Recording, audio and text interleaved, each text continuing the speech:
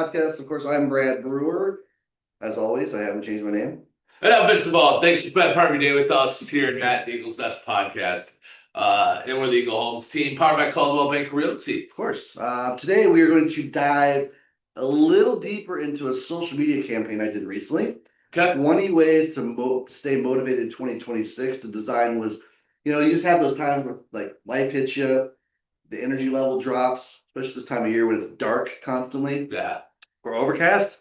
So we're going to dive into that today. But first, we're going to jump into something else. We're going to hit one of our teams. Teams listing. We've started this about 3-4 weeks ago, where we highlighted teams listing, and today we're looking at the listing located in Lake Geneva, Illinois, or Lake Geneva, Wisconsin. Sorry, by Candace Black team members. 123 Center Street, Unit 212. It's 1 bedroom, 1 bath.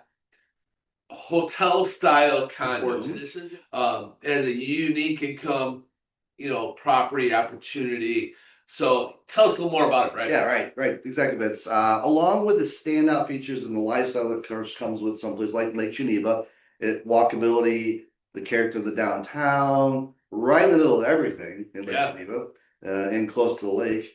These units are unique in that they are primarily designed for as an investment property. In fact, the owners, and there are other ones outside of the Mill Creek where this one is, but they all have similar rules that the owners can only stay a certain number of days per year. They actually have area times that they're blocked. Right. Again, it's unique because they're trying to generate income. It's an income property. Yeah.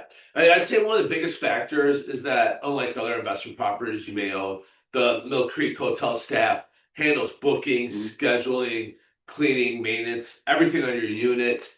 Now it comes with some additional fees, right? Correct. But you don't have to worry about renting the unit out. You have to worry about cleaning it, creating an additional job for yourself. Yeah, there's so much more to learn about these types of properties and investment properties. We'll include a link on our YouTube release that comes out later this week of this podcast, and we'll give some additional details on these properties. But honestly, just give Candace or a member of the team a call, and we'd certainly love to talk to you further about them. Yeah. All right. Another thing we would like to do recently is, of course, highlight a local business. One of our local businesses we're going to highlight this week is Affinity Coffee and Beyond. And beyond. Why Beyond? Well, you're going to find out in a second. They are over in the Loop at 133 East Chestnut Street, right here downtown Burlington. Awesome. Yeah, it's a great place to grab coffee, meet clients, or just take a break from during a busy day, right? All while enjoying many of their delicious food options, such as breakfast, lunch, desserts, smoothies, and so forth. Yeah, I was looking online yesterday. There's some of their photos of their pastries and stuff like that. Boy, the fat kid in me just came out. I mean, anything can be photoshopped. Be careful. But it's a nice because the Burlington has a lot of hot dinner spots. Yeah. So it's we have a few, and Infinity is one of those. It's a nice little breakfast and lunch location. They do catering as well, so reach out to us, reach out to them to talk more about that. Yeah. All right, let's shift gears a little bit. Let's jump into our main topic today. Yep. Even with the great coffee and surroundings, we all have our days and weeks where motivation just feels a little low. Yeah, so today we're breaking down 20 ways to stay motivated this year in 2026, especially when energy is low or things aren't just going our way, right? Yeah. So as I mentioned, I kind of came up with this campaign and I put 20. They're not necessarily, I think, in a order that that everyone would do as far as priority wise. It's just 20 different ways. First one, set goals. Yeah. So Brad, when motivation is low, what approach do you take to setting goals? For me, goals give direction when emotions are a little bit unreliable. I try to keep things very simple and focused. And I did do a vision board this year, which is another one of the 20. Yeah. But just something where I have a list of my goals every year, so I can kind of just look at it and remind myself, all right, here's what I'm going for. Just try and keep me a little bit focused today when I'm not kind of just No, I think that's important, right? Yeah. Is there anything else special you do as far as goals or with your goal setting? For me, it's just something I try to make them just barely out of reach. Okay. So I strive for them, and then I break them down into I call it 12-week plans. So I break my goals down into 12 weeks at a time. Smart goals. Because let's be realistic. We see that big goal, and maybe it's financial or long term or weight loss, right? Whatever it is, you might say, hey, I want to lose 20 pounds this year. Mhm. Well, at the end of the day, 20 pounds, like you might be, 20 pounds, like, hey, let's just focus on Mhm. 2 pounds a month, right? Yep. A Yep. lot more realistic in that sense. So I Yeah. break it down a little bit smaller. Just focusing and showing up, really. Right. Just showing up every day Yeah. for your goals. Yeah. All right, Vince, creating a routine. This might arguably could be, to me, one of the most important ones because, especially on low energy days, that morning routine really, to me, sets the tone for the rest of the day. Like if I can hit my morning routine, usually for some reason the rest of my day flows better. How about you? Yeah, I think routine is everything, right? Mhm. Like it's, from our business to our family to, just day-to-day life, Mhm. right? Even if it's, going out on the golf course, we golf a lot, right? Creating a warm-up routine, creating habits on the course. So Mhm. routine is everything for me. When motivation drops, routine keeps me moving, right? It's kind of nice to have a schedule. It's kind of nice to see that. Protect a few of the non-negotiables Mhm. every day. So even on bad days, you still moving forward. You're still keeping that momentum, Mhm. driving the direction you want to go. Now, usually we're going to reflect on our why. So, Brad, how do you reconnect with the why when things get tough? Yeah, I mean the why is this is one of my favorite things too. Is just like it's like, all right, what's my total purpose? What's my big why? Yeah. And it can be several things. For some people it's family. For some people it's just they have this vision of success for themselves, for a loved one, kids, whatever, right? So I just kind of remind myself when I'm doing things, the kind of life I'm trying to build. Why am I doing it? That's something that really quickly, especially when you're doing it, I think a lot of times for others, Yeah. that can really pull you out of a little funk and just saying like, hey, get your head out of your ass. Other people are depending on you. Yeah. Yeah. No, that's huge. Yeah. Also staying flexible. So you kind of have to stay flexible with what you're doing. Not every day is going to go perfect. So how do you stay, disciplined when you have to do some flex in your schedule? Oh man, for those that don't know, I have two very active girls. Yes, he So does. flexibility is in my world huge. Um, you know, practice. A great example. Practice got changed for tonight for Scottish basketball. Got pushed back later, so now I have to pick her up, drop her off, pick her up, drop her off tonight. It is what it is, but the Yep. flexibility is huge. So I've learned that if you're flexible, it's going to help prevent that burnout.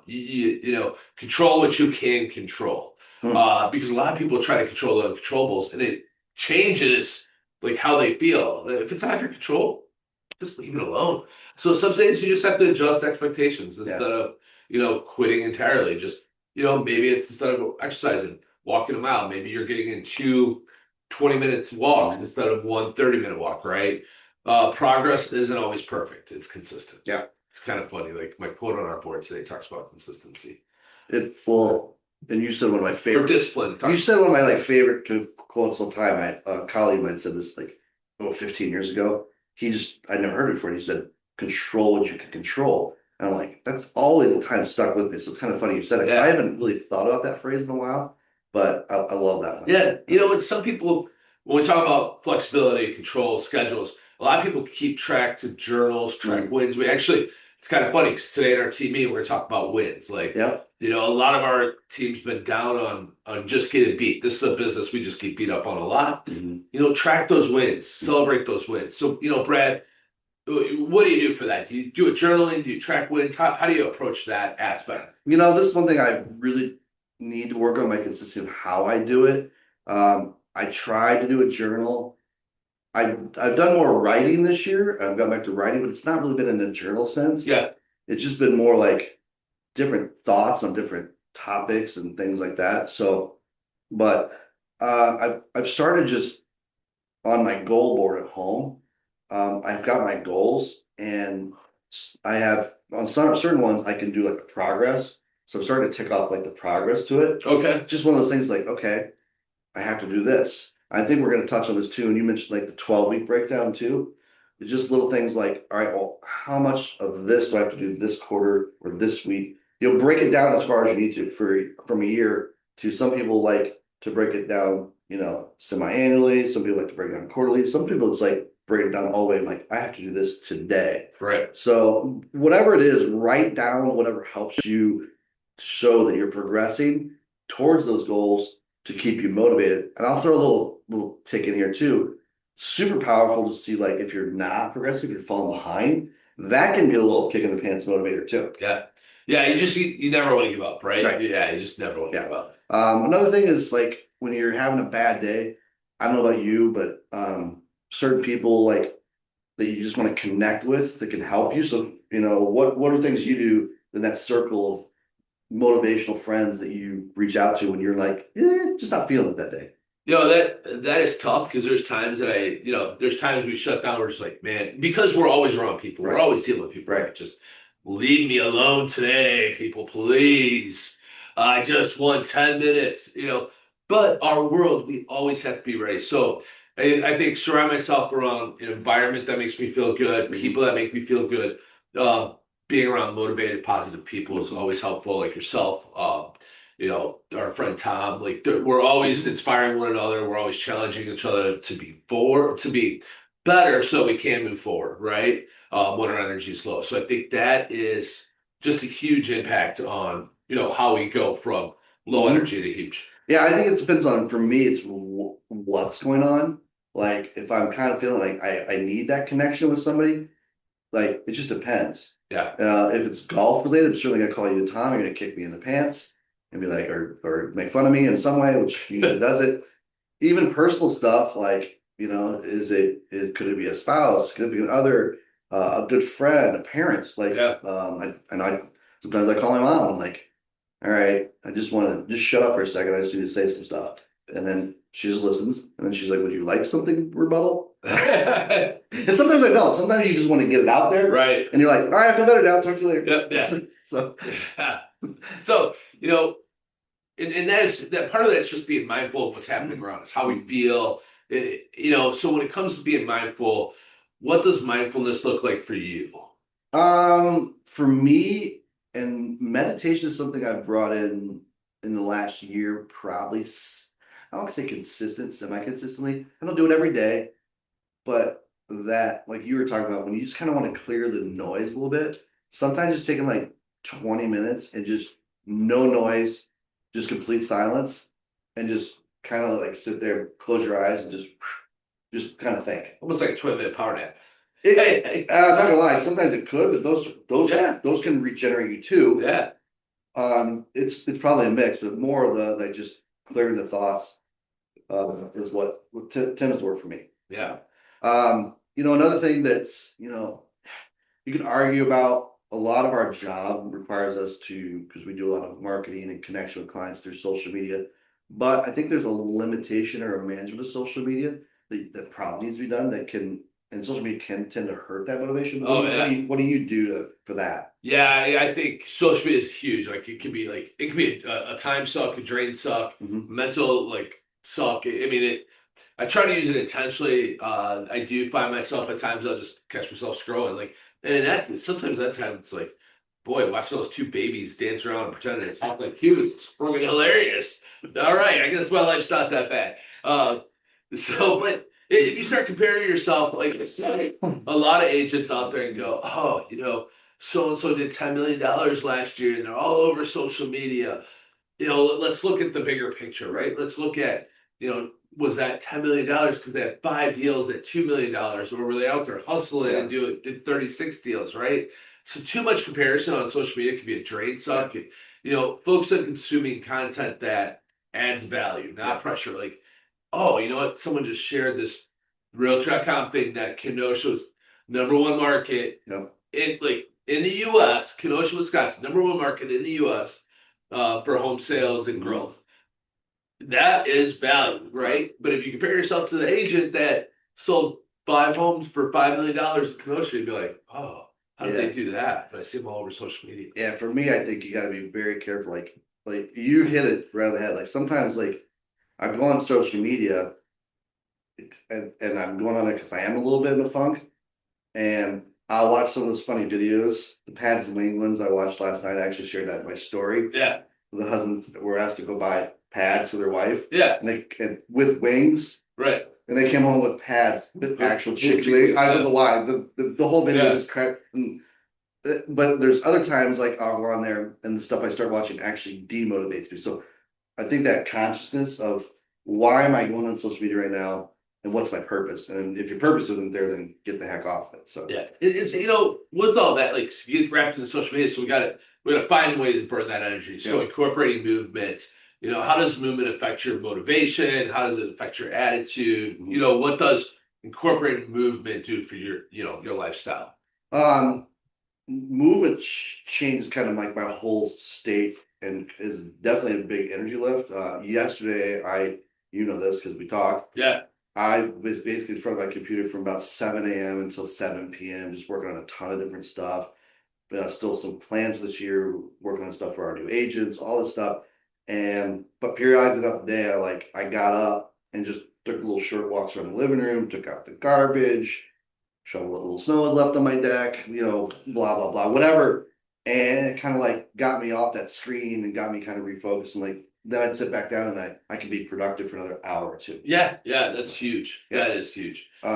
Also, this is kind of an underrated one, ironically. I'm drinking coffee. I don't know how it does for hydration, but staying hydrated and nourished. Actually, one of those other things I didn't do very well yesterday. I didn't really eat throughout the day.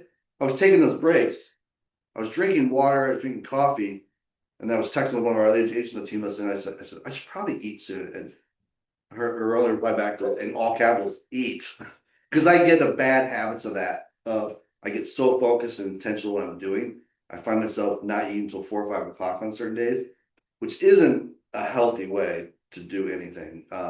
But staying hydrated, how do you make sure you pay attention to that? Yeah, I think more often than people realize, hydration, food, sleep, play, all play a huge role in our energy and our focus on a day to day. And you're right, like there's times I get in front of my computer, start working on something, and it just becomes a time suck. But it is important, and it's not when when we're talking about nourishment, we're not talking about grabbing that thing of cookies, right, or anything like that. We're talking about like protein, fiber, carbs, things that are going to help you, give you that healthy lifestyle that you're looking for. So when it comes to motivational movement, healthy eating, we talked earlier about celebration, right? Celebrating wins. Why do small wins matter? I think the biggest part of celebrating this one is it either keeps the momentum or it builds the momentum. Yeah. Small wins just remind you of the progress that's happening for what you're doing, even if it feels slow.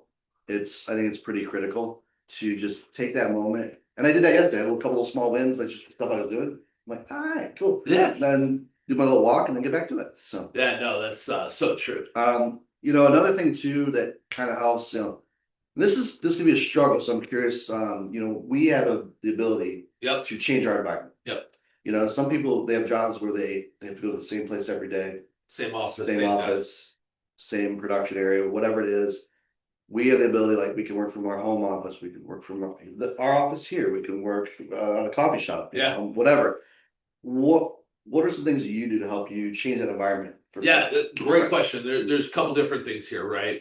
I will come to the office. I'll work in my my home office, go to my basement, work. I have a sunroom, so I just change it up. I'll even go to like a local coffee shop to get around people. Because that's the other thing. Like we as agents can get sucked into just being singular, just working at our desk, right? But it's kind of nice to go to a local coffee shop, lunch spot, whatever it might be, and sit down and like just kind of. I'm a people watcher, so I always sit with I never sit with my back to the door because I want to see who's coming in. You'll notice I'll almost always take my put my back to a wall to where it's the door, TV, people, interaction. I've watched too many spy movies. I can't sit with my back to the door. We talked about earlier in nourishment, getting up, walk around. It's also really taking breaks from our everyday life. What do you do to take a break when it's time to take a break? What do you actively do? Depends on the time of year. This time of year, I get up and I take walks inside my house. In the summertime, if I'm working from home, what I'll do is I'll take a break. I'll take my dog for a little walk, just give her a little stretch out, burn some energy from her because she's sitting there the same time as I am at my desk, pretty much down below, not doing much, right? So it kind of helps with that. It gives, again, like you're talking about that interaction. Yep. And that's another thing. Sometimes I'll take a break and I'll call somebody for that piece. So what's nice, a lot of these 20 kind of can roll in together, which I really like. Those are just little things I do, and just again, a little short break, Just different ways to do it. Yeah. And I think for those breaks too, it's also not just short breaks. It's, get away for a full day, get away for a weekend, right? My nickname's not vacation events for shits and giggles. It's because we need that separation. Okay, the next one's a little tough for me. I'll be honest. So I'm glad I'm asking you the question first, which is practice self-compassion. Now, sometimes I think, and I know I'm ultra critical on myself a lot of times. And I know you are too. Yep. But I'll give you credit. You probably manage this better than me. So how do you manage those days when you're kind of kicking your own ass? So a lot of times my ass kicking isn't because of something I've done. Got it. 90% of the time it's something I can't control. Huh. So I just remind myself, hey, control we can control. I can't control that, we got beat out by another offer because they were just a little better terms. Right. I can't control that my buyer all of a sudden ghosted me and then I get a text message 3 months later going, oh yeah, we bought a house. Yep. Well then, hey, stop looking at the properties on it. I can't control that. So I just remind myself, control what I can control, make my day just that much better, work through, that emotional state that says, hey, you know what? I'll make control. I will add one thing to that even if it's not, and you're right, a lot of times the stuff we can't control, it's not necessarily our fault.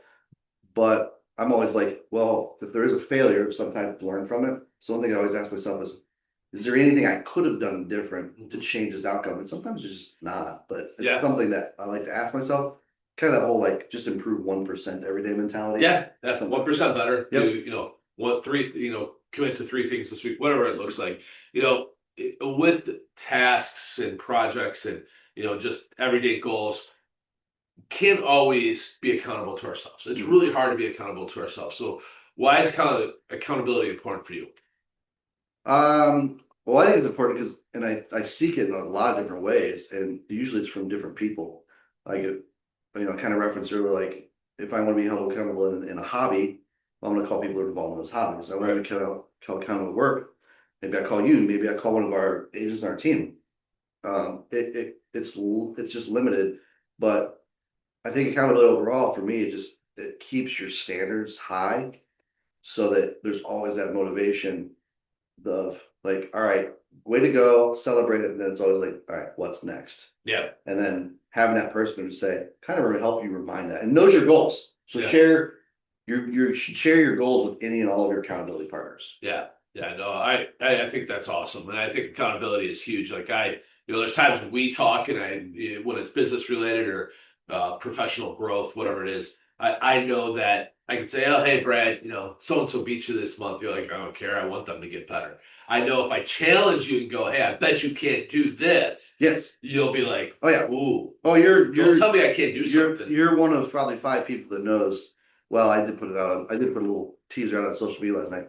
I hate being told I can't do something. If you want to motivate me, tell me I can't do something. Now, if I don't really want to do it, it's not going to help. But if it's something I really want to do, you just pissed me off. So another big thing, and this is tough, I think, everybody, is limit distractions. Yeah. So what do you do to kind of protect that focus that you need to have? If it's something that I obviously 2 girls at home, wife always events, whatever. Distractions are tough. I'm not gonna lie. I try to limit distractions, focus on one priority at a time. But if I need that moment, if I need that 30 minutes and everyone's home, I'll communicate it. I'll be like, hey, hon, I need 30 minutes. I gotta jump on a call with this client to explain this contract, right? And I make sure that I create intentional focus for that time. And that's usually that helps me. I love your comment on the communication piece. Just whoever it is, if you're around people and you need focus, I'll say this. One of my worst things is mostly in a previous career when I was a sales manager, I'd have in the office people come up to me and I was so bad at like I was focused on something. They come up and I would interrupt that. But I got better at saying, give me 20 minutes, I'll come to you. Right. It told them like, hey, I'm not going to forget about you. Yep, I do that with my kids. Yes, it's a great thing to do with kids, especially because it teaches them also respect and again, communication. So that's huge. We've talked about a lot about business, movement, nutrition, but how's your view on self-care and how's that changed? It's more for me. It's for some people like going to the gym, whatever they're, or golfing or whatever is can be considered a luxury. I've always seen it as maintenance or refreshing, Yeah. like something that relaxes me.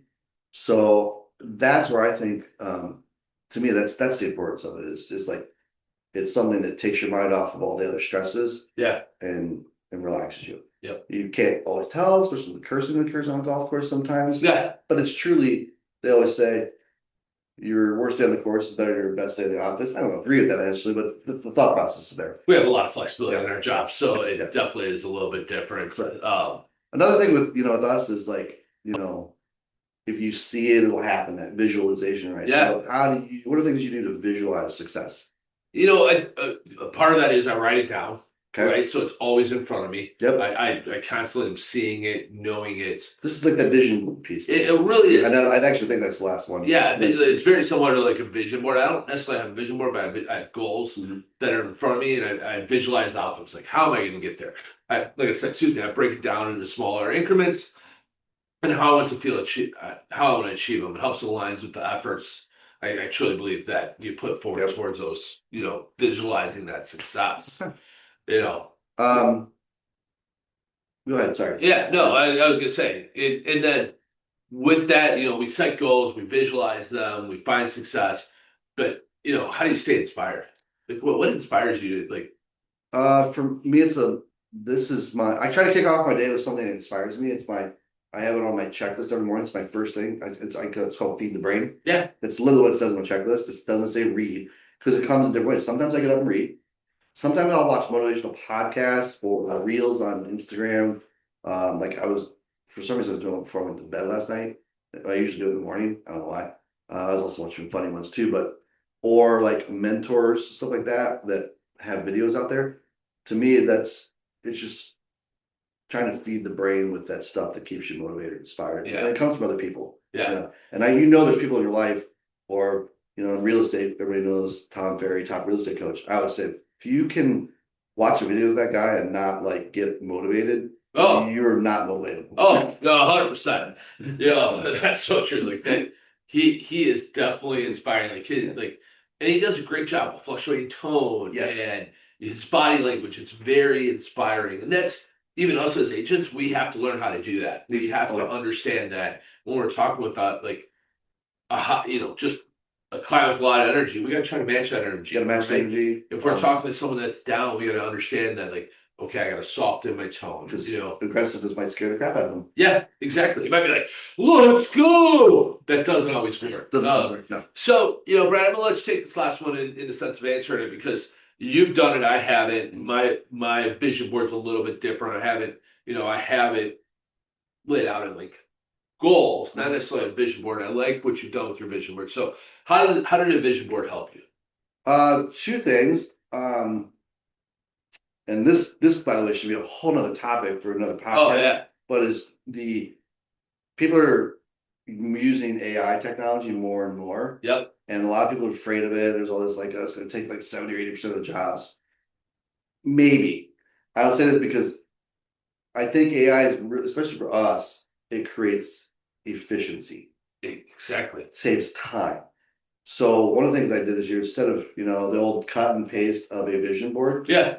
What I did was I just put out there, I went on one of our AI apps, put all my criteria as it could create a vision board, and it put not only like I want my golf goals, it put like golf pictures in there and different things, and I uploaded examples. And so I didn't, instead of taking like an hour or two to create a vision board, I did it in about 30 minutes. Yeah. So I will tell you, if we, I've talked to a lot of people about AI because I'm a huge advocate of it, and I've been an advocate of it for probably the last 2.5, 3 years. I think if you are not jumping on board and trying to learn it, you will be behind the 8 ball. It's kind of like us saying, hey, it's probably important that you learn how to use Google, or it's important that you learn how to use Microsoft Excel, right? We're to the point where it's important that you learn how to maximize AI. Yeah. I think that I agree with you. But overall, that vision board, I finished it, and like I said, record time. And it's now at my home office, right to the left of one of my monitors, where I kind of sit, and it's right next to the window. So I look out the window. I see that every morning, And when I need those moments to say, all right, well, what the heck am I doing this for today? Or Right. what am I doing today? And it's got personal goals and it's got professional goals. Yeah. So Yeah. anyway, so motivation isn't, about a feeling good every day. It's about having the systems to carry through those tough days, those reminders, those people, whatever, to carry through those tough days. Yeah, I mean, bad days, tough days, they're inevitable. Mhm. But quitting is not quitting is not optional, right? Or quitting is optional. Yeah. But you have to stay consistent. Yeah, and as you can tell, a lot of these strategies kind of overlap with each other really nicely. So, but just pick one or two, and start there. Yeah. So thanks for joining us today. We'll see everyone next week. Have a great week. Bye.